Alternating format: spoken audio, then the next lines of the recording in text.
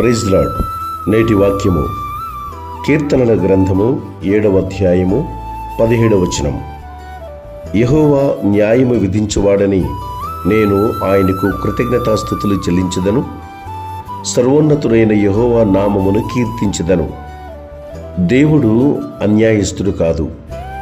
ఆయన న్యాయము కలిగిన వాడు, మాట తప్పనివాడు, దీనుల పట్ల న్యాయము కనుపరచువాడు.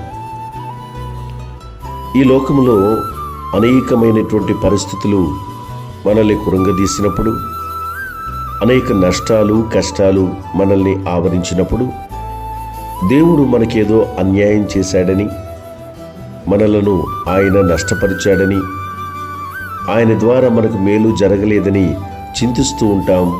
కొన్ని సందర్భాలలో ఆయన మీద నెపములు మోపుతూ ఉంటాం. కానీ ప్రియమైన దేవుని బిడ్డలారా, దేవుడు అన్యాయస్తుడు ఎంత మాత్రమూ కాదు.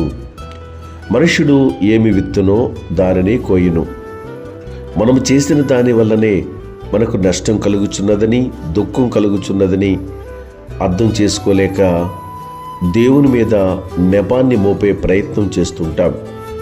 న్యాయముగా నడుచుకున్న వారికి ఆయన ఎల్లప్పుడూ కనికరము చూపే దేవుడిగా ఉన్నాడు. మనము కూడా ఆయన న్యాయాన్ని బట్టి సంతోషిస్తూ, ఆయన న్యాయము విధించువాడని ఆనందిస్తూ, ఆయనకు ఎల్లప్పుడూ కూడా కృతజ్ఞతాస్తుతులు చెల్లిస్తూ, ఆయనను మహిమపరుస్తూ, ఆయనను ఘనపరుస్తూ మన విశ్వాస జీవితాలని కొనసాగించుకుందాం. అట్టి కృప, అట్టి జ్ఞానము దేవుడు మనందరికీ దయచేసి నడిపించునుగాక. ఆమేన్.